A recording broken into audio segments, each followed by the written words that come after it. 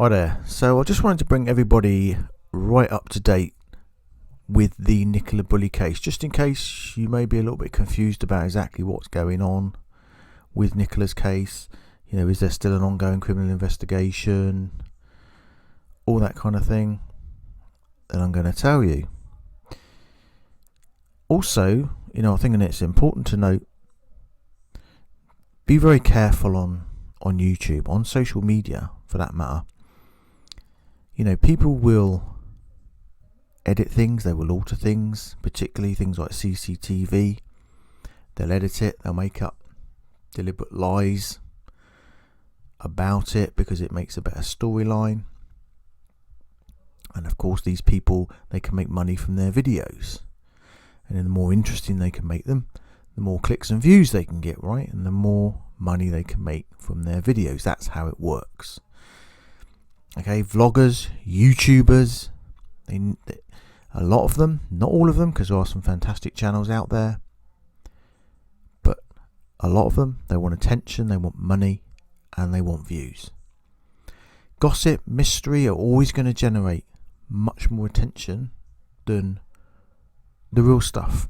You know, real crime, the nitty gritty, the real details, you know, real detective work.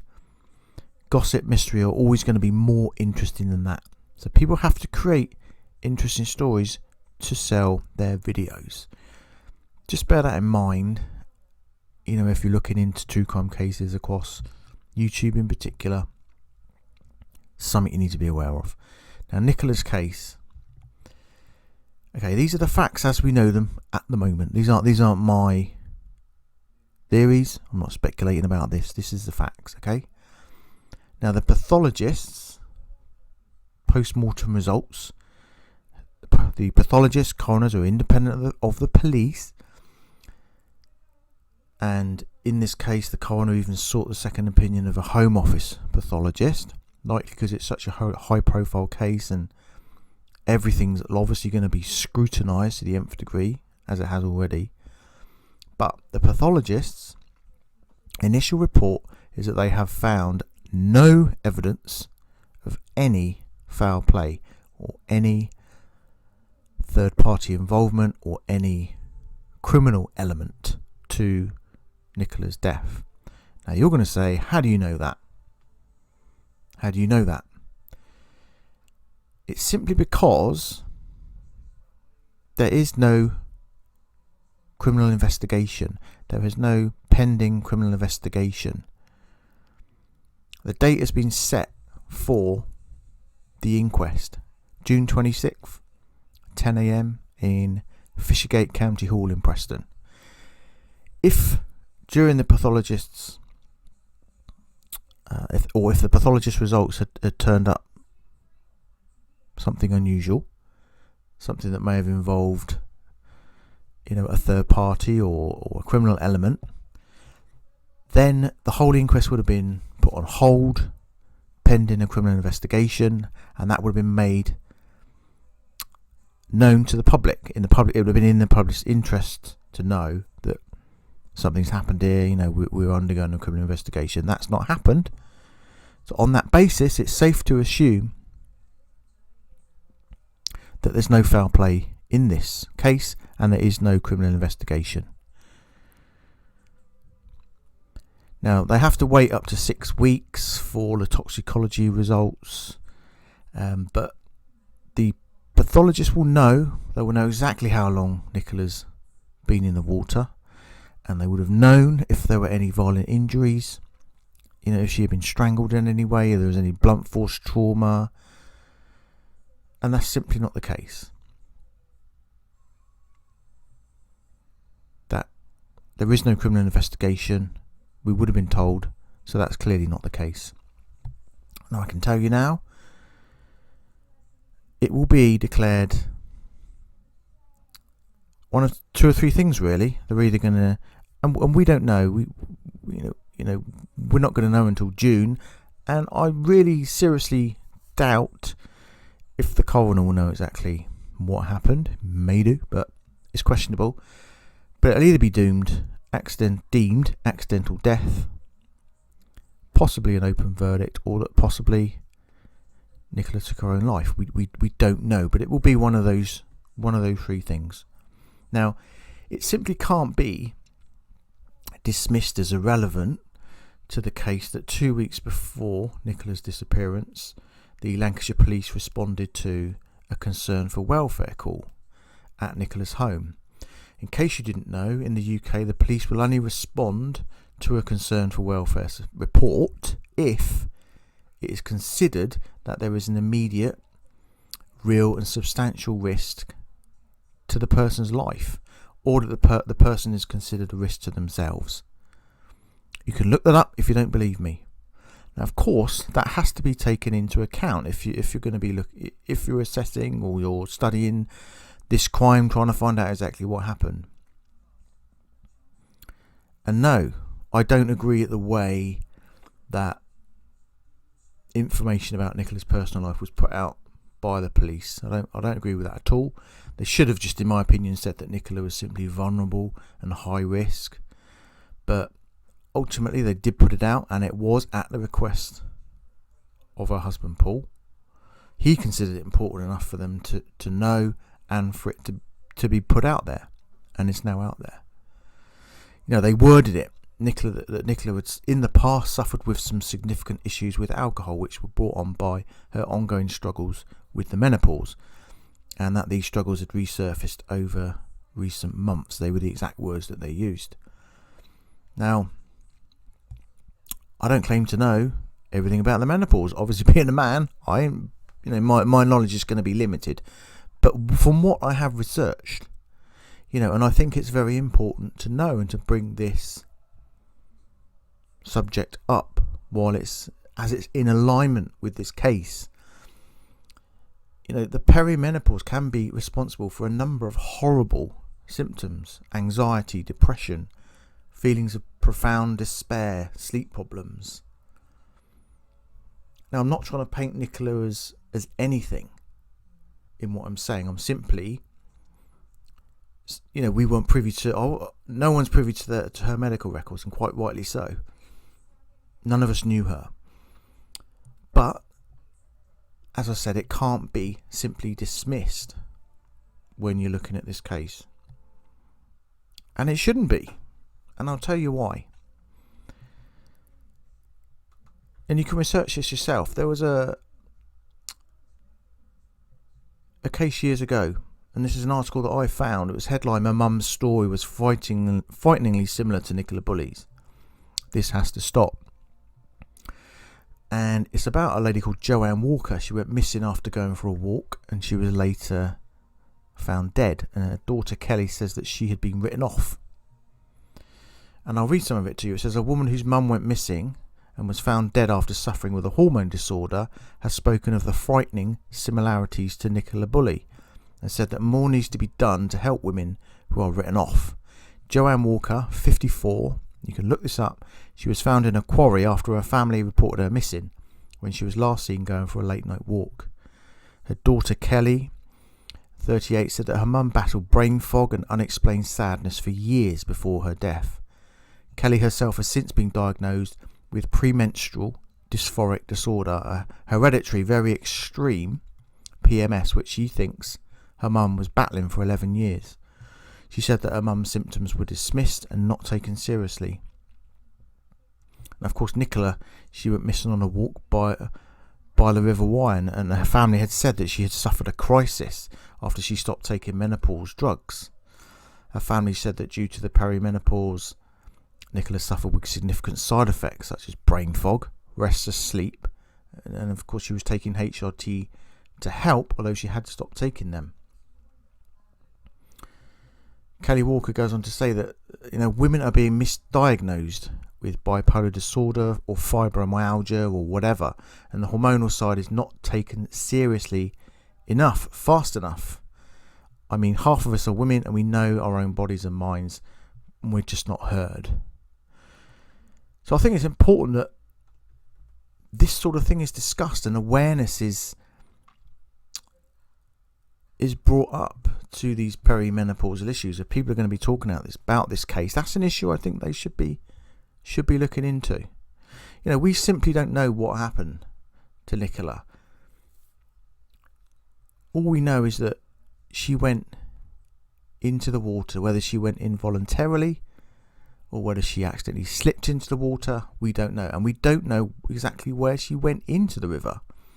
People focus so much on the bench and argue that there's no way she could have drowned in 2 foot of water.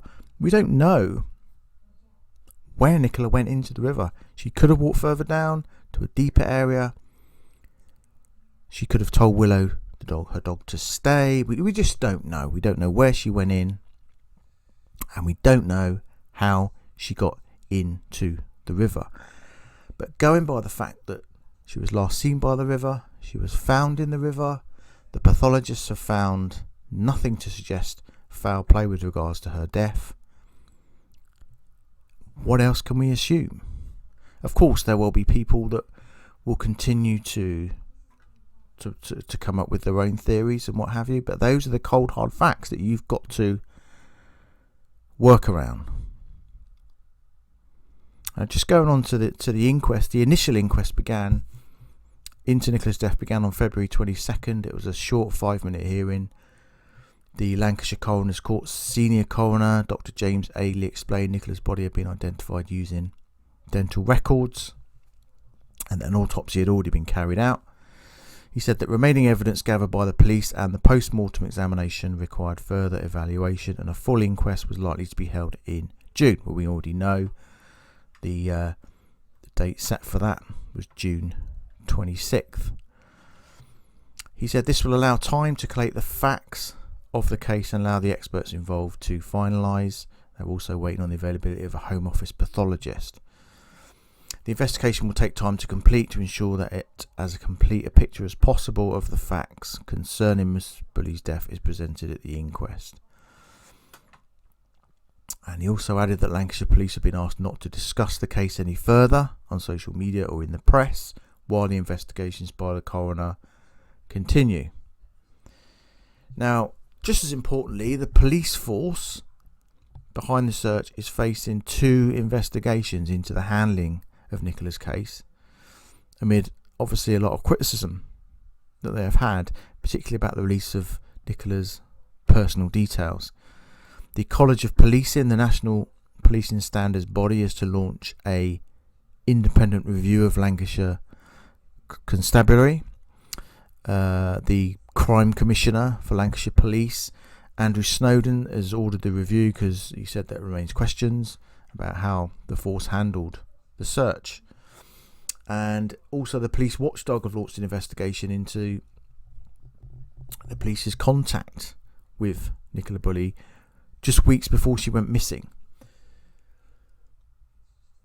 As I say, that was a concern for welfare report on January the 10th, and I have to tell you, the police would not call in a mental health team if Nicola had just had a few drinks too many. They are called in when the person is considered a risk to themselves. It's an emergency crisis team, they call it in the UK, who go out to see the person, and I'm sure the police would have had to have had access to her medical records after they'd spoken with Paul and before they released the information, what they said about her vulnerabilities. People think that that's all Paul's doing. They would have had to look into that. They would have had to, and they do have rights in certain circumstances if people are vulnerable to look at health records, and I'm certain they would have done that. So the Lancashire Constabulary also referred itself to the IOPC after confirming that an officer had attended Nicola's home address owing to a concern for welfare report on January 10th. Understandably, I think we all have questions, remaining about how the police handled this investigation, how it was communicated, the decision to release Nicola's personal information. But I think in all walks of life, I don't 100% trust the police. I know they make mistakes. Everybody makes mistakes. I don't care what anyone says, in all walks of life, people make mistakes. But it's good that, that they are being held to account by their own governing body, and they are doing an inquiry. So hopefully they will learn from that. But so should we. I think we can learn a lot from this case going forward, as the public, as social media, because I've seen so many sick comments, accusations, and absolute rubbish that's just spouted on Facebook, on YouTube, on TikTok, all over. And it's fueled by creators that just love to drive this, baying mob of people that are anti-police, or, we're right, the police are wrong. It is like throwing fuel on a fire, and you've got to be careful what you're doing. You've got to stick to the facts. You've got to know what you're saying is true. Otherwise it gets dangerous if you start throwing out crazy accusations, and it's harmful, of course, to the family.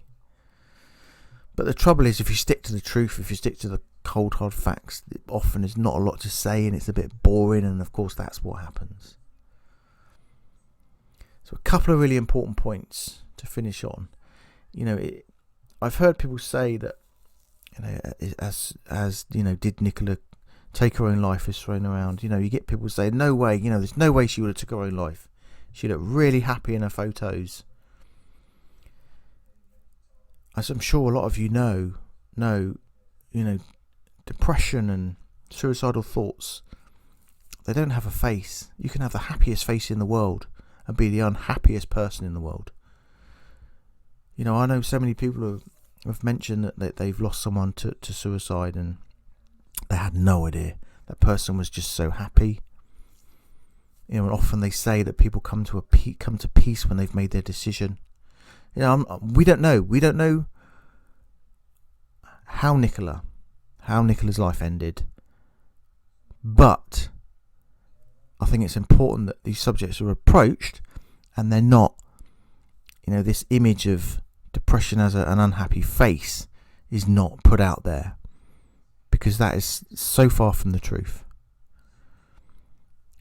And the issues about the perimenopausal symptoms, I think that's a really important issue, and it's being, possibly very much underlooked and overlooked when people are looking at this case. From my research, it can have extreme symptoms, and as I've shown you, there's been a case before where a woman's life has ended due to it. So I think that's very important as well. Another very important point that people need to look at. But to sum it up, the facts are there is no criminal investigation with regard to this case. The pathologists have deemed that there's no foul play. It is now an inquest on June 26th, when the coroner will do his best to tell us exactly what happened. And we'll wait till then.